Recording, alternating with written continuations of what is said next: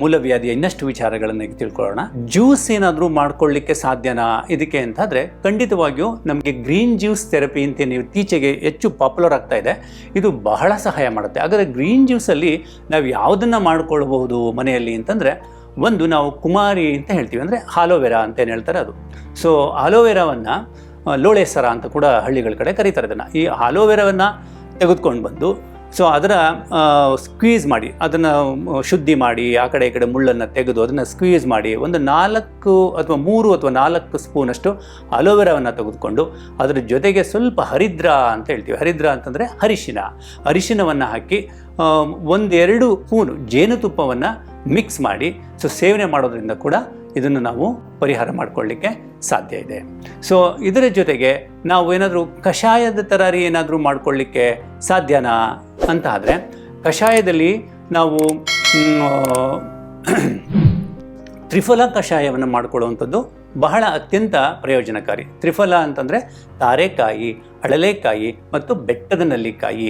So ಈ 3 combination ಮಾಡಿರತಕ್ಕಂಥ ಚೂರ್ಣ ಸಿಗುತ್ತೆ. ಅಥವಾ ನಮಗೇನಾದರೂ ನೇರ ಸಿಕ್ಕುತ್ತೆ ಅಂತಾದರೆ ಅದನ್ನು ತಂದು ಸಮ ಪ್ರಮಾಣದಲ್ಲಿ ನಾವು ಅವುಗಳನ್ನು ಬೆರೆಸ್ಕೊಂಡು ಅದರ ಪುಡಿಯನ್ನು ಮಾಡಿಕೊಂಡು ಸೊ ಅದನ್ನೇನು ಮಾಡ್ಬೋದು, ರಾತ್ರಿ ಮಲಗುವ ಮುಂಚೆ ಮತ್ತು ಬೆಳಗ್ಗೆ ಎದ್ದ ಕೂಡಲೇ ಖಾಲಿ ಹೊಟ್ಟೆಯಲ್ಲಿ ಒಂದು ಅರ್ಧ ಸ್ಪೂನ್ ಇದನ್ನು ಬಿಸಿ ನೀರಿಗೆ, ಒಂದು 150 ml ನೀರಿಗೆ ಹಾಕಿ ಮಿಕ್ಸ್ ಮಾಡಿ ಅದನ್ನು ಸೇವನೆ ಮಾಡ್ತಾ ಬರುವಂಥದ್ದು. ಎಷ್ಟು ದಿವಸ ಮಾಡಬೇಕಾಗಬಹುದು ಅಂತಂದರೆ, ಪ್ರಾಥಮಿಕ ಹಂತವಾಗಿ ಒಂದು 7 ದಿವಸ ನಾವು ಇದನ್ನು ಮಾಡಬಹುದು. ನಮಗೇನಾದರೂ ಈ ತೀವ್ರತೆ ಜಾಸ್ತಿ ಇದೆ ಅಂತಾದಾಗ ನಿಮ್ಮ ವೈದ್ಯರ ಸಲಹೆಯ ಮೇರೆಗೆ ಅದನ್ನು ಬಳಸುವಂಥದ್ದು ಉತ್ತಮ. ಯಾಕೆಂದರೆ ಒಂದೊಂದು ಸತಿ ಏನಾಗ್ಬಿಡುತ್ತೆ ಅಂದರೆ, ಒಂದೊಂದು ಸಮಸ್ಯೆಗಳಿಗೆ ನಾವು ಈ ರೀತಿ ಔಷಧಿಗಳನ್ನು ಮಾಡಿಕೊಂಡಾಗ ಅಥವಾ ಯಾವುದೊಂದು ಗ್ರೀನ್ ಜ್ಯೂಸನ್ನು ಮಾಡಿಕೊಂಡಾಗ ನಮ್ಮ ದೇಹ ಅದಕ್ಕೆ ಒಕ್ಕೊಳ್ಳೋದು ಕೂಡ ಆಗ್ತಾ ಇರುತ್ತೆ. ಅಂದರೆ ಅದು ಒಂದು ಸತಿ ನಾವು ಅಡಿಕ್ಟ್ ಆಗಿಬಿಟ್ವಿ ಅಂತಂದರೆ ಪದೇ ನಾವು ಅದನ್ನು ಮಾಡ್ತಾ ಇರಬೇಕಾಗುತ್ತೆ. ಇಂಥದ್ದು ಕೂಡ ಇರುತ್ತೆ. ಅವಶ್ಯಕತೆ ಇದ್ದಷ್ಟು ದಿನ ಮಾತ್ರ ಬಳಸಬೇಕು. ಇದರಲ್ಲಿ ವೈದ್ಯರ ಸಲಹೆಯನ್ನು ತೆಗೆದುಕೊಳ್ಳುವಂಥದ್ದು ಒಂದು ಒಳ್ಳೆಯ ಸಂಗತಿ ಆಗಿರುತ್ತೆ. ಎರಡನೇದಾಗಿ ಇನ್ನು ನೀವು ಕಟಿಸ್ನಾನ ಅಂತ ಬರ್ತೀವಿ. ಈ ಮೂಲವ್ಯಾಧಿಗೆ ಸಂಬಂಧಪಟ್ಟ ಬೇರೆ ಬೇರೆ ಪ್ರಕಾರಗಳು ಏನಿವೆಯೋ ಇದು ಎಲ್ಲದಕ್ಕೂ ಕೂಡ ಕಟಿಸ್ನಾನ ಮಾಡುವಂಥದ್ದು ಒಂದು ಅತ್ಯಂತ ಪ್ರಯೋಜನಕಾರಿ ಅಂತ. ಏನು ಕಟಿಸ್ನಾನ ಅಂತಂದರೆ, ಒಂದು ಟಬ್ಬನ್ನು ತೆಗೆದುಕೊಂಡು ಆ ಟಬ್ಬಲ್ಲಿ ಒಂದು ಸ್ವಲ್ಪ ಉಗುರು ಬೆಚ್ಚಗಿನ ನೀರು, ಇನ್ನೂ ಒಂದು ಸ್ವಲ್ಪ ಜಾಸ್ತಿ ಬೆಚ್ಚಗಿನ ನೀರನ್ನು ಹಾಕಿ ಅದರಲ್ಲಿ ಒಂದಿಷ್ಟು ಮೂಲಿಕೆಗಳನ್ನು ಹಾಕಿ ನಾವು ಸೊಂಟದವರೆಗೂ ಅದರೊಳಗಡೆ ಕೂತ್ಕೊಳ್ಬೇಕು. ಸೊ ಕೂತ್ಕೊಂಡು ಒಂದು 20 ನಿಮಿಷ ಅಥವಾ ಒಂದು 30 ನಿಮಿಷ ನಾವು ಅದರಲ್ಲಿ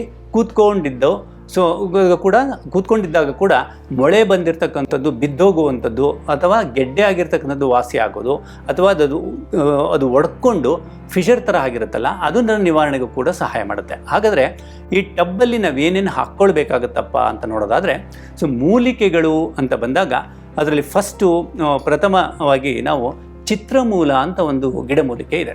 ಆ ಚಿತ್ರಮೂಲ ಸಣ್ಣ ಬಿಳಿಯ ಹೂಗಳನ್ನು ಬಿಟ್ಟಿರುತ್ತೆ. 1.5 ಅಡಿಯಿಂದ 2 ಅಡಿಯಷ್ಟು ಅದು ಎತ್ತರಕ್ಕೆ ಬೆಳೆಯುತ್ತೆ ಚಿತ್ರಮೂಲ. ಕೆಲವು ಕಡೆ ಫಲವತ್ತತೆ ಜಾಸ್ತಿ ಇದ್ದಾಗ ಇನ್ನೂ ಎತ್ತರಕ್ಕೆ ಬೆಳೆದಿದ್ದು ಕೂಡ ಇದೆ. ಸೊ ಅದನ್ನು ನಾವು ತೆಗೆದುಕೊಂಡು ಬಂದು ಸ್ವಲ್ಪ ಸೊಪ್ಪನ್ನು ತಂದು ಅದನ್ನು ಅರೆದು ಬಿಸಿನೀರಲ್ಲಿ ಹಾಕ್ಬೋದು, ಅಥವಾ ಸೊಪ್ಪನ್ನು ನೇರವಾಗಾದರೂ ಬಿಸಿನೀರಲ್ಲಿ ನಾವು ಹಾಕ್ಕೊಳ್ಬೋದು.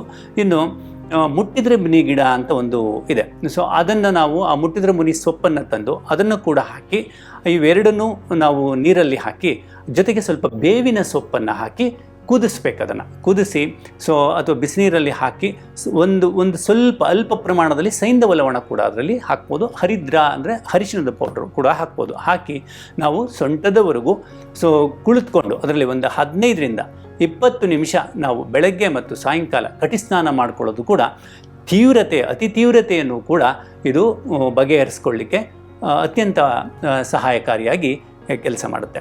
ಇನ್ನು ತೈಲವಾಗಿ ನಾವು ಏನನ್ನು ಮಾಡ್ಬೋದಪ್ಪ ಅಂತಂದರೆ, ನೀವು ಹರಳೆಣ್ಣೆ ಮತ್ತು ಎಳ್ಳೆಣ್ಣೆ, ಕೊಬ್ಬರಿ ಎಣ್ಣೆ, ಹರಳೆಣ್ಣೆ, ಎಳ್ಳೆಣ್ಣೆ ಮತ್ತು ಕೊಬ್ಬರಿ ಎಣ್ಣೆಯನ್ನು ತೆಗೆದುಕೊಂಡು ಬಂದು ಅದನ್ನು ಮಿಶ್ರಣ ಮಾಡಿ ನೆತ್ತಿಗೆ ಹಚ್ಕೊಳ್ಳುವಂಥದ್ದು, ಒಕ್ಕುಳಕ್ಕೆ ಹಚ್ಚುವಂಥದ್ದು, ಜೊತೆಗೆ ಗುದದ್ವಾರಕ್ಕೆ ಪೈಲ್ಸ್ ಆಗಿರುವಂಥ ಜಾಗಕ್ಕೆ ಅಪ್ಲೈ ಮಾಡ್ಕೊಳ್ಳುವಂಥದ್ದು. ಇದನ್ನು ಒಂದು 7ರಿಂದ 21 ದಿವಸ ಮಾಡ್ತಾ ಬಂದಲ್ಲಿ ಈ ಒಂದು ಮೂಲವ್ಯಾಧಿಯ ತೀವ್ರತೆಯನ್ನು ಅತ್ಯಂತ ಪರಿಣಾಮಕಾರಿಯಾಗಿ ಕಡಿಮೆ ಮಾಡಿಕೊಳ್ಳಿಕ್ಕೆ ಕೂಡ ಸಾಧ್ಯ ಇದೆ.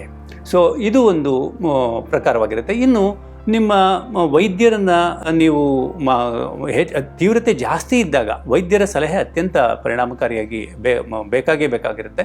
ಸೊ ಇನ್ನು ನೀವು ವೈದ್ಯರನ್ನು ಭೇಟಿ ಮಾಡಿದಾಗ ಕೆಲವೊಬ್ಬರು ಮುಲಾಮುಗಳನ್ನು ತಯಾರು ಮಾಡಿಕೊಟ್ಟಿರ್ತಾರೆ, ಇನ್ನು ಅಥವಾ ಅವರೇ ಒಂದಷ್ಟು ಔಷಧಿಗಳನ್ನು ತಯಾರು ಮಾಡ್ಕೊಳ್ಳೋದು. ಕೆಲವೊಂದನ್ನು ನೀವು ಮನೆಯಲ್ಲಿ ಮಾಡ್ಕೊಳ್ಳಿಕ್ಕೆ ಸಾಧ್ಯ ಆಗೋದಿಲ್ಲ. ಕೆಲವರು ಹಾಲಿನಲ್ಲಿ ಮಾಡ್ಕೊಳ್ತಾರೆ, ಕೆಲವರು ಅದನ್ನು ಬಾಳೆಹಣ್ಣಲ್ಲಿ ಹಾಕಿ ಪ್ರಿಪೇರ್ ಮಾಡಿಕೊಡ್ತಾರೆ.